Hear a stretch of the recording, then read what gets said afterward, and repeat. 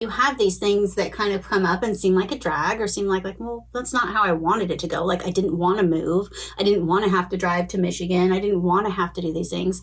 But you can either not do them because I don't want to do them, or you can figure out, like, how can I pair this with something so it ends up being awesome?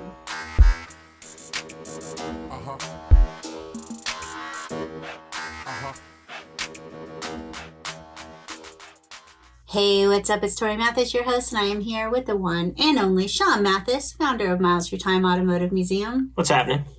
So we're always talking about different ways that we can be better at reaching our goals. I think Sean and I am pretty impressed sometimes looking back at some of the things that we've been able to do. And I think one of the cool things that we've done is we have been able to twofer our goals.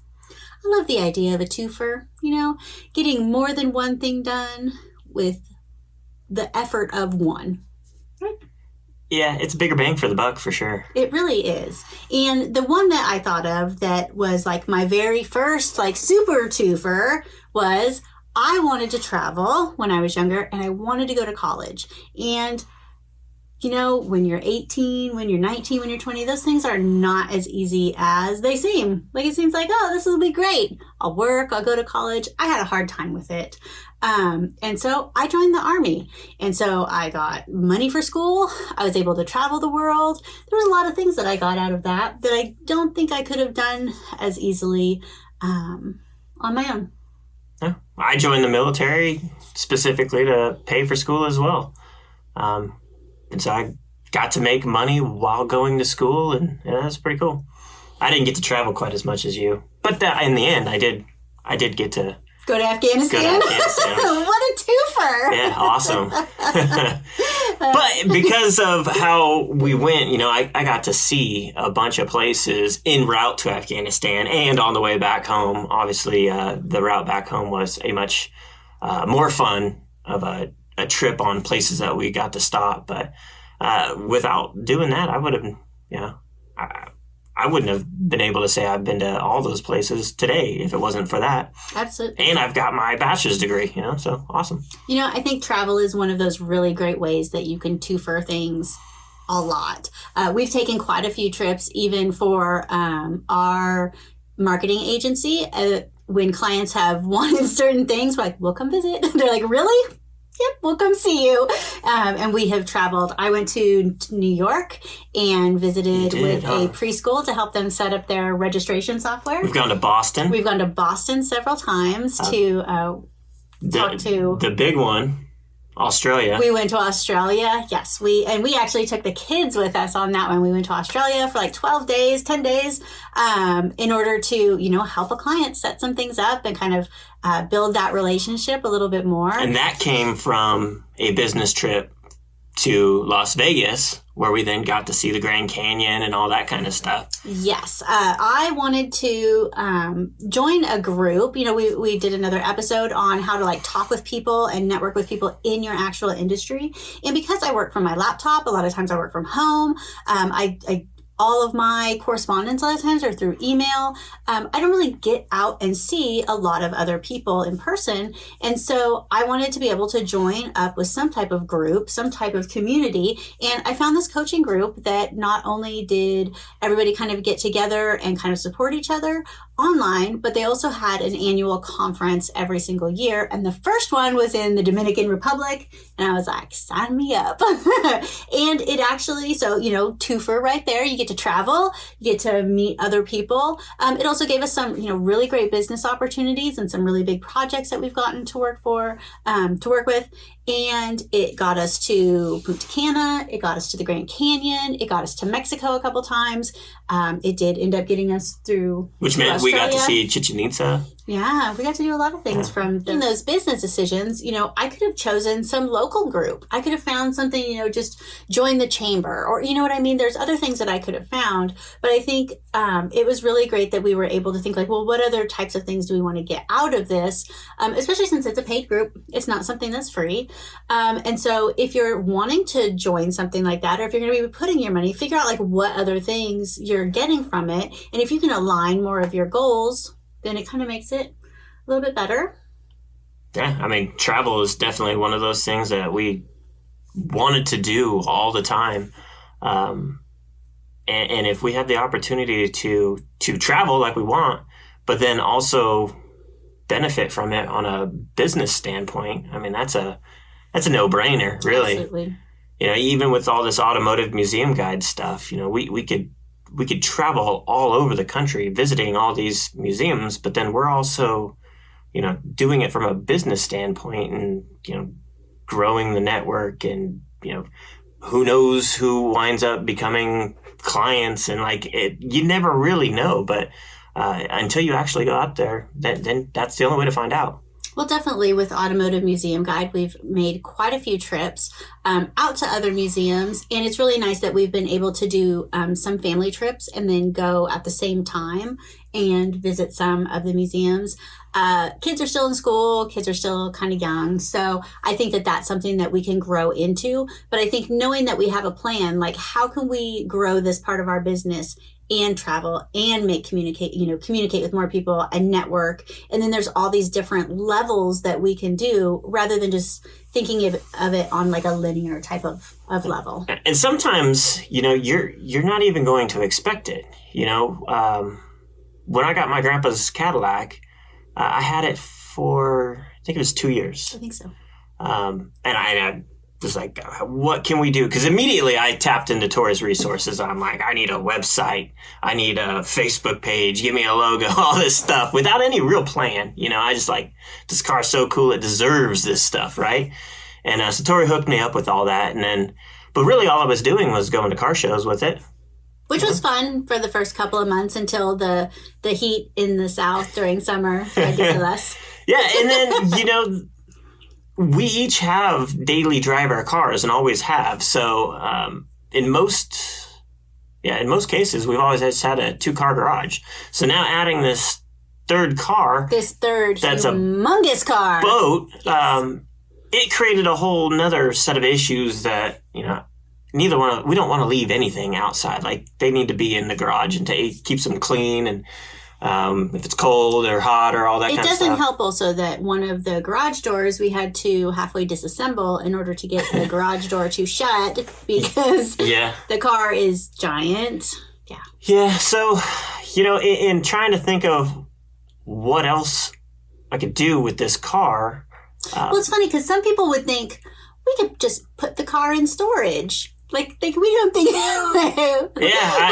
I mean, really, that was going to be the only other option was to put it in some storage place. But we're more like, how can we have our own storage? Because at first we were like, well, if we had because, the marketing agency was the only business that we had. And so we thought, well, how can we somehow get the car in with the business? And so that was kind of like what we were trying to work. Yeah, we were looking for. We went to a downtown area that we've never even been to, and we were like, how can we get this car in here as well? That has nothing to do with anything we're talking about, but it gets it out of the garage. Right. And so from that, it opened up all these amazing opportunities, and then ended up starting Miles Through Time that we had storage not just for Sean's Cadillac, but for whoever's car, and Miles Through Time started as a storage option and with the idea of a museum, with the idea of some other things, and has morphed in the last, since 2017, has morphed more into a museum. And now the car is a centerpiece in a museum along with all of these other cars. It's really grown into something that's quite amazing. Yeah, that plus has become a movie star. So I could have went and put it in a storage unit and probably would have forgot about it to some degree, because it becomes a hassle to go do anything with it. So if I'm not going to drive it as much as it would if it was at our house, I might as well have it where it can be seen. And that's really my thought on it. It's not that, I still want to drive the car as often as possible, but, while it's not being driven, it's, it gets shown and treated the way it should be. It was crazy. Every time we would take this car out, we would have to wait to get back into the car because people would be having these photo shoots with the car. It's a beautiful car and people really like to see it. And so it's nice that it does get shown off Because if you would have just put it in storage, it would have been like all of these other people that Sean has made this opportunity that people are able to pull these cars out of storage and these different collections out of storage and out of people's basements and sheds and garages and everything that nobody was ever seeing these cars. And it's crazy because these guys love these cars so much and love to show them off, but they're just hidden away. So who would have known that this is... That's actually a good point. You know, that Miles Through Time isn't full of all these cars that you'd see at car shows and really anywhere. They for the majority, they were all cars that were tucked away somewhere that weren't being driven, weren't being seen. A lot of them have family heritage in them. I mean, they mean something to the owners. And now they are displayed in a climate-controlled environment, kept clean, and viewed by, thousands of visitors a year. We're not at millions yet. That's year 5. we're aiming high. So I think any goals that you have, if you try to figure out how you compare 2 of those goals together, like the travel and the school, like those are 2 totally different things. But if you compare them together and then you're going towards 2 of your goals with, one focus, I think that's a way that you can make really big things happen. Try to tell that with the kids too. Like with Riley, he was going to join a club at school and he ended up picking one that was about being a business owner, which, us being business owners was perfect, and one that he got to go to Six Flags for the day. And so it was a good opportunity for him. Did he know that? Yeah. Okay. He knew there was going to be a trip to Six Flags. Mm-hmm. And so that was a good twofer for joining FBLA. But it worked. And now he's, active in the club and he's able to, learn from that and do all the other things. And he's committed. And so I think that's a good way that, to push your kids into doing things if there's something like that. Yeah. I mean, if you can get them to do what you want them to do, but then have them find that's the twofer, that's the benefit for them. So, it's 2 things, but one is more important to us, and the other one is more important to him. But essentially, he's accomplishing both. Well, that's like at the gym. The gym that we go to has this 60-day program, and they do it several times a year. And it is called 60 Day. It's a 60-day program where you kind of jumpstart and work with their trainers, and it's a contest essentially. And so it's a way that you can, I think you win a bunch of swag, and I think you actually win some money and stuff like that. But that's a way that somebody that's competitive could, do this contest. Plus they're getting taught, plus they're, trying to kind of jumpstart, getting into working out and eating better and those kind of things. And that's another really great way that you can reach those types of goals, especially if it's in that kind of thing where it's a group that's doing it. Because I think anytime you do things in a group, you can get a lot more accomplished if you're around other people that are excited about doing the same thing. That was the one thing I really liked about the coaching group, is I like to hang out with people that want to go for bigger things and are business owners and have these big ideas and stuff. And so joining that group again was another way that we could network with those types of people, because those are the kind of people that I want to hang out with. I don't want to hang out with people that aren't dreaming big and wanting to do big things and kind of have those same type of goals that we have. That's who I want to hang out with. For sure. And really, I think, it could get hard to think of, how can you just do a twofer goal related? I could see how you could struggle on trying to think of how to do it. So really, if you just thought of, maybe things that you've got to, you need to do it anyways, whether it's going to the gym or, you got to do taxes or whatever in doing that, what else can you do that is kind of the same direction that you can get another perk out of it, a benefit or something like that? Trying to think of an actual example that'll make more sense. Damn. Like if I go to the gym and I get a smoothie after because the smoothie place is inside the gym? Or are you thinking bigger than that? Yeah, I'm thinking bigger than that. I was trying to think of something that you were going to do anyways. It needed to happen. like we needed to find a new rental, a new place to live, so we might as well. I was thinking that. So I think that moving is definitely one of those things. And so if you're like, I need to move for a job, well, what other goals do I have? And how can I combine some of those things so that not only are we just moving, which can kind of seem like a drag, but if like when we were able to move, once Sean stopped working corporate and we were able to move anywhere that we wanted to because we were both business owners, we weren't tied to anything. All we had to have was our laptop. We were like, let's move on a lake. So not only were we moving because we had to, our rental contract was up, the house that we were living in, the owners decided they were going to sell it. And so we had to move. So we're like, let's like really move. Like, why not? Right. And so we ended up, Sean like literally like looked at a map and was like, there's a lake, there's a lake, there's a lake. We went and made some trips to some different lakes. We looked at a bunch of houses and we ended up picking one. And so we could have just said like, oh, we have to move out of this house, and we could have moved down the street. We could have did like a lot of different things, but the choices that we made were based on bigger goals and trying to combine some of those. Like we wanted to live like on the lake. Before that, we lived like on a little finger of the lake. So we got like a little taste of it. We had a dock in the neighborhood and things like that, but we wanted to like legit live on the lake. Well, and we had a boat that we were keeping, at the neighborhood dock. So we had to go a little ways to actually get to the boat and then get onto the lake. So we were there, but not like really. And so that was like the main goal, was to like really experience what it was like to be, to live the lake life. Well, if we were going to have to move, like how can we make this like the best move possible? And how can we figure out how to reach the most goals that we want?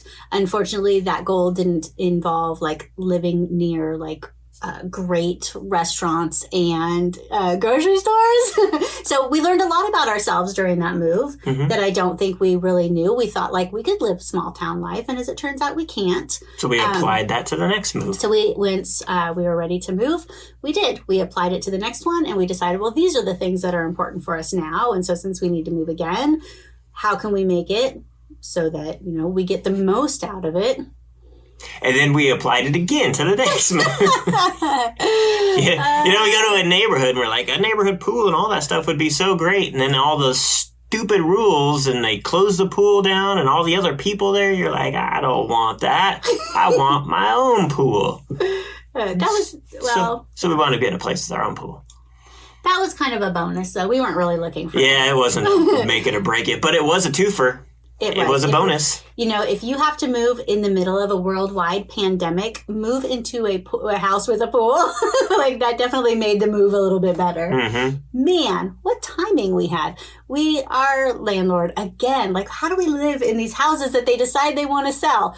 We like being a little like mobile. We want to be able to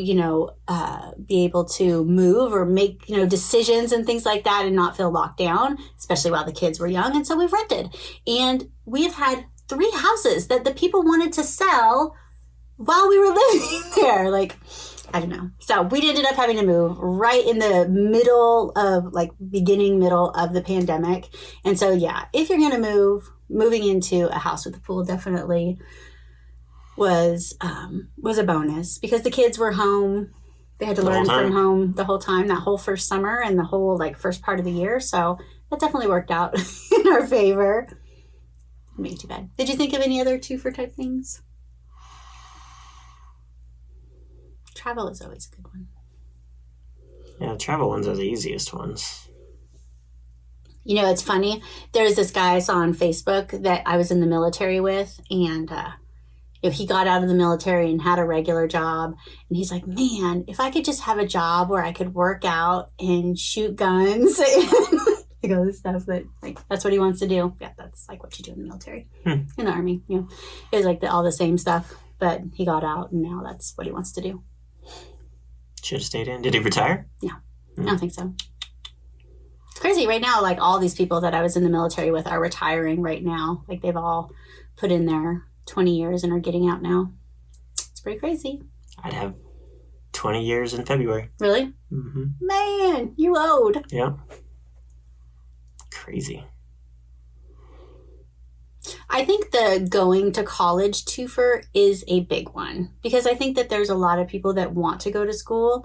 And if you're going to be paying for college as an adult, or even if it's your kids or whatever, like aligning those with other things that you want to do is probably a great thing. Maybe that's why kids move away for college.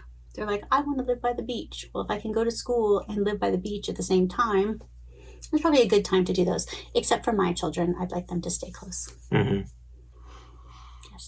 That'd be better. Though they may join the military to pay for school. Those two will not join the military. They don't seem like the military type. Maybe they will. I don't know. They're still young. They're too young. Yeah, it's hard to tell. Only time will tell. It's kind of like aligning have-tos with want-tos. Like if you have to do something, a lot of those have to do some things seem like kind of a drag to do. So if you can align those with want-tos, I think that that's a good way to go. Especially when you have to pay for money for both. Like different trips and stuff, like your trip right now. Like you want to go to these museums. You have to go pick up this... Well, this turntable. The cheapest transportation quote I got was still like $2,500. Then I still had to rent some forklift and to get it off at our side of the transport. And the whole thing sounded like it sucked. And so to look for alternatives, it's actually pretty much comparable. And I get a trip out of it and get to meet people and see things and do all this kind of stuff. I didn't necessarily want to do it this way initially. I think it's a good opportunity, though. It is. When else would you have that opportunity? Well, and that's the thing, too, is it may not always be the first thing you think of.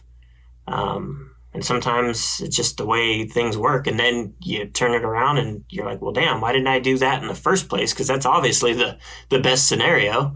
I think maybe that's like the point that I'm trying to make is that you have these things that kind of come up and seem like a drag or seem like, well, that's not how I wanted it to go. Like I didn't want to move. I didn't want to have to drive to Michigan. I didn't want to have to do these things. But you can either not do them because I don't want to do them, or you can figure out like, how can I pair this with something so it ends up being awesome? Mm-hmm. Like a lot of people don't want to go to the gym, but you can buy like the most awesome shoes ever. Then it makes it worth it. Yes, I have bottom gym, top business. We just got paid $10,000 from Brooks for that.